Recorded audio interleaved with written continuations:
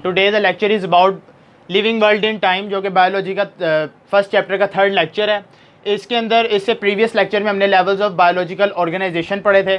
अब हम पढ़ेंगे लिविंग वर्ल्ड इन टाइम, यानी कि वक्त के हिसाब से, यानी कि जो भी ऑर्गेनिज़म्स वगैरह थी वो कब मर्ज़ वजूद में, यानी कि सबसे पहले ऑर्गेनिज़म कौन सी थी, एनिमल्स कब थे, प्लांट्स कब थे। किसी भी हम प्लांट या एनिमल को आइडेंटिफाई करने के लिए उसके एंसेस्टर यानी कि उसके आबाओ अजदाद के मुतल्लिक सबसे पहले पढ़ते हैं। तो ये अगर हमने किसी प्लांट के मुतल्लिक पढ़ना होगा कि वो कितना पुराना है, तो वो एक मेथड है रेडियो एक्टिव आइसोटॉप्स।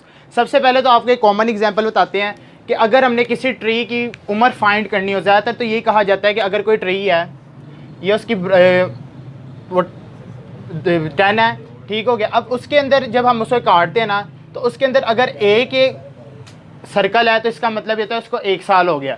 अगर 2 सर्कल्स हैं तो 2 साल, 3 सर्कल्स हैं तो 3 साल, 4 सर्कल हैं तो 4 साल।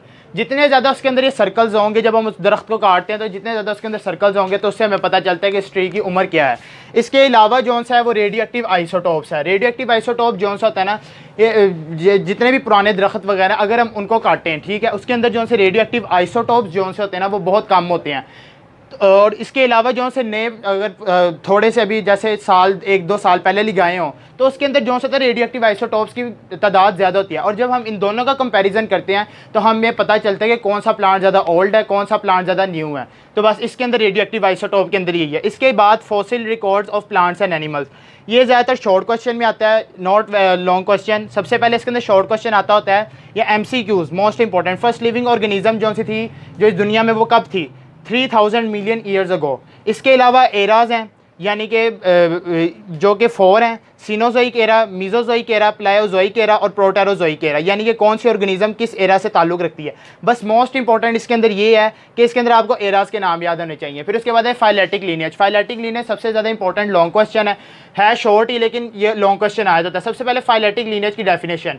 अ phyletic lineage is an unbroken series of the species arrange from ancestor to descendant. Ancestor का मतलब है अबाओ अजदाद, और डिसेंडेंट यानी कि जो हम हैं, ठीक हो गया। Descendant with each later species having evolve from one that immediately preceded it.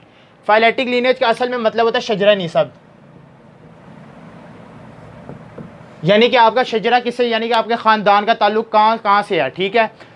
इसके अंदर फाइलेटिक लीनिएज की डेफिनेशन जरा समझिए। Phyletic lineage is an unbroken series of the species, यानी कि ये टूटी भी नहीं होती, ठीक है, ये आपकी नस्ल दर नस्ल चलते रहती है। Species arrange from ancestor to descendant, जो कि आपके अबाओ अजदाद से लेकर आप तक, with each later species having evolved from one that, और आगे से हमारी जो सी आगे नस्ल है वो, इसे हम कहते हैं फाइलेटिक लीनिएज। फिर उसके बाद इसके अंदर जो से इंपॉर्टेंट ये भी आप लोगों ने लिखना ना, ऑर्गेनिज्म जो से होती हैं हमारी जो अर्थ पे हैं वो 2.5 मिलियन है। इसके अलावा जो से हमारी ज़मीन पर इंसेक्ट्स हैं वो 53.1% है। वेस्कुलर प्लांट्स, ठीक हो गया, उसके अंदर वो जो से 17.6% है। Animals 19.9%। Fungi, algae, protozoa, prokaryotes ये 9.4% है। इसका मतलब है कि ज़्यादातर जो से हमारी ज़मीन पर सबसे ज़्यादा हाफ जो सी ज़मीन कवर की वो सबसे ज़्यादा इंसेक्ट्स हैं 53.1%।